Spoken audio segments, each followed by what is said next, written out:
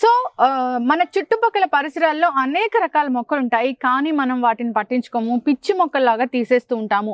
కానీ వాటిలో అనేక రకాల ఆరోగ్య ప్రయోజనాలు ఉన్నాయి, మెడిసినల్ వాల్యూస్ ఉన్నాయి, అనేక రకాల అనారోగ్య సమస్యలను ఇట్టే తగ్గిస్తాయి కూడా.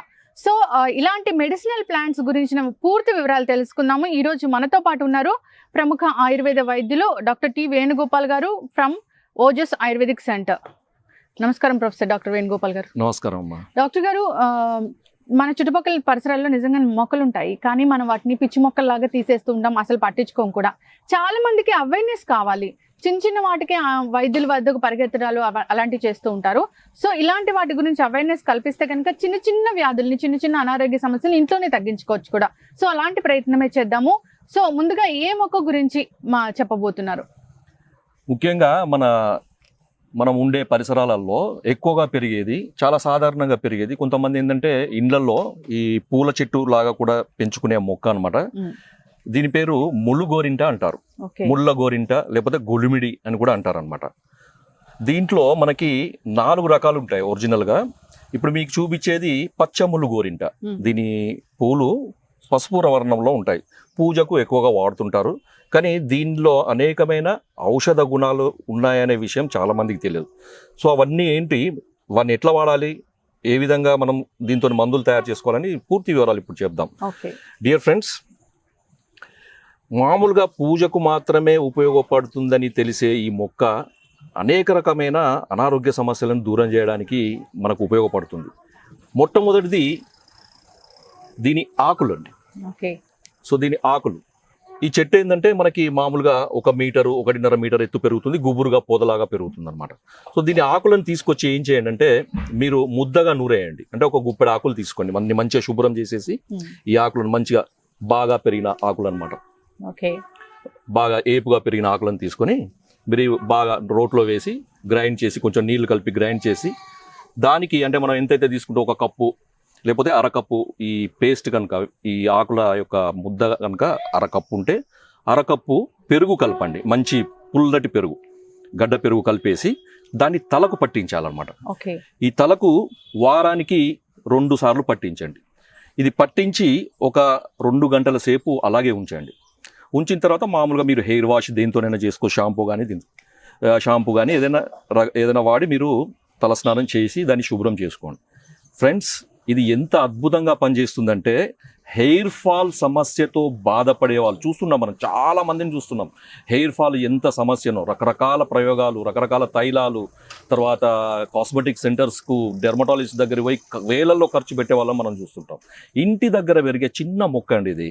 సో దీంట్లో ఈ విధంగా కనుక వాడితే ఒక 3 వారాలలో మీ హెయిర్ ఫాల్ సమస్య ఖచ్చితంగా తగ్గుతుంది, అద్భుతంగా తగ్గుతుంది. దీంట్లో ఎటువంటి డౌట్ లేదు. దీంట్లో ఆయుర్వేదంలో దీన్ని కేశ్యము అని చెప్పారు. అంటే కేశాలకు, అంటే వెంట్రుకలకు బలాన్ని ఇచ్చేది, వెంట్రుకల ఆరోగ్యానికి ఇది అద్భుతమైన మొక్కని ఆయుర్వేదంలో చెప్పారనమాట. ఇంకో రకంగా కూడా దీన్ని వాడచ్చు. అంటే నాకు హెయిర్ కండిషనర్గా, అంటే కొంతమందికి వెంట్రుకలన్నీ బిరుసెక్కి తర్వాత పొడిగా అవుతాయి, తర్వాత వాటిలో జీవం లేనట్టు చిక్కులు పడుతూ తర్వాత చూడగానే ఏదో అన్హెల్దీ లాగా కనపడతాయి కదా, దానికి ఏదో కండిషనర్లని అవ్వని ఇవ్వని ఏదో షాంపూలని ఇంకా హెయిర్ ట్రీట్మెంట్లని రకరకాల ప్రయోగాలు చేస్తూ డబ్బులు ఖర్చు పెట్టుకుంటూ టైం దండగా చేసుకుంటూ తిరుగుతుంటారు కదా.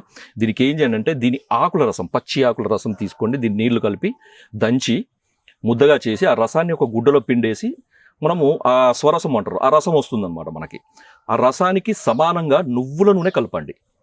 నువ్వుల నూనె కలిపి సన్నటి మంట మీద ఆ నీళ్లు ఎగిరిపోయేంత వరకు సన్నటి మంట మీద కాచండి. మనకి కొద్దిసేపటికి ఒక అర్ధ గంట నుంచి 40 నిమిషాలలో సన్నటి మంట మీద కాస్తుంటే ఏమవుతుందంటే ఈ నీళ్ళన్నీ ఇంకిపోతాయి అన్నమాట.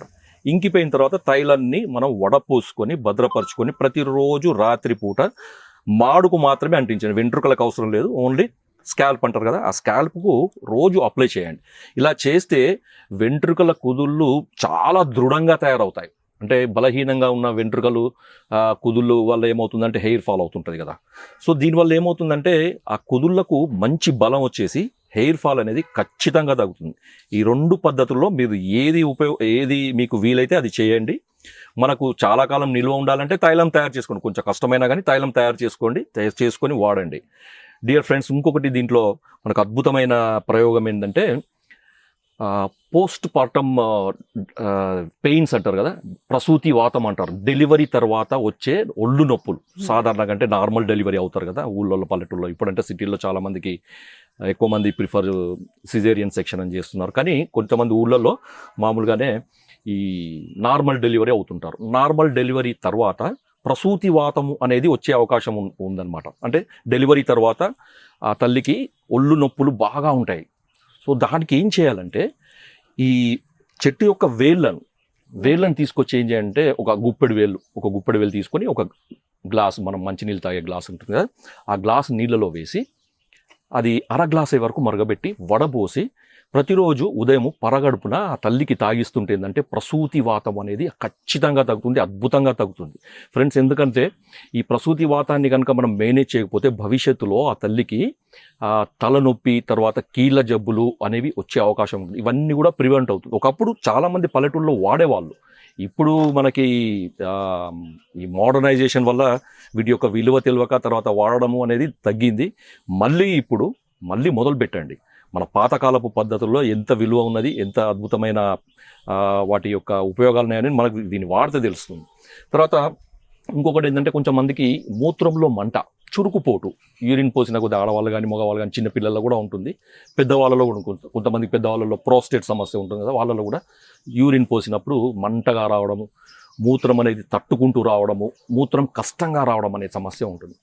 దానికి కూడా ఏం చేయండి అంటే మీరు ఇదే వేళ్ళని తీసుకొచ్చేసి మీరు మామూలుగా ఇంట్లో ఆరబెట్టుకొని తర్వాత వాడుకోవచ్చు. పచ్చి వేళ్ళనే వాడాలని ఏం లేదు. ఆ వేళ్ళని తీసుకొచ్చి మీరు నీడన ఆరిచ్చిన తర్వాత కషాయం చేయండి. కషాయం చేసి దాంట్లో కొంచెం చక్కెర పొడి కానీ లేకపోతే బెల్లం పొడి కానీ కొంచెం జీలకర్ర పొడి కలిపేసి ప్రతిరోజు ఉదయం పూట ఒక వారం రోజులు కనుక తాగిపిస్తే మూత్రంలో పోటు, మూత్రంలో మంట, మూత్రం కష్టంగా రావడం, ఈ సమస్యలు అనేవి ఖచ్చితంగా తగ్గుతాయి, అద్భుతంగా తగ్గుతాయి ఫ్రెండ్స్. ఈ మొక్కని హిందీలో కట్సరయ్య అంటారు, సైరయ్యక్ అని ఆయుర్వేదంలో అంటారు అనమాట. బార్లేరియా ప్రయోనైటిస్ అని దీని శాస్త్రీయ నామం ఫ్రెండ్స్. ఇంకొకటి ఏంటంటే దీంట్లో కొంతమందికి మామూలుగా దురదలు, తర్వాత కురుపులు, దద్దులు లాగా అవుతాయి కదా, అప్పుడు ఏం చేయండి అంటే ఈ ఆకులను తీసుకొచ్చి మెత్తగా ముద్దగా నూరేసి పట్టించండి. అలా ఒక వారం 10 రోజులు కనుక రోజు పట్టిస్తుంటే ఏంటంటే ఈ దురదలు ఇవన్నీ కూడా తగ్గిపోతాయి. ఇంకొకటి ఏంటంటే గౌటీ ఆర్థరైటిస్ అంటారు కదా, సీరం యూరిక్ యాసిడ్ అని పెరగడం వల్ల వచ్చే సమస్య. ఈ కీళ్ళలో వాపు, మంట, పోటు ఇవన్నీ కూడా ఉంటాయి. వాళ్ళకి కూడా ఇది అద్భుతంగా పనిచేస్తుంది. ఈ ఆకుల ముద్దను బాగా నీళ్లు కలిపి ముద్దగా చేసి ఆ ముద్దను వాచిన జాయింట్ మీద కనుక పెడితే ఈ వాపు తగ్గుతుంది, పోటు తగ్గుతుంది.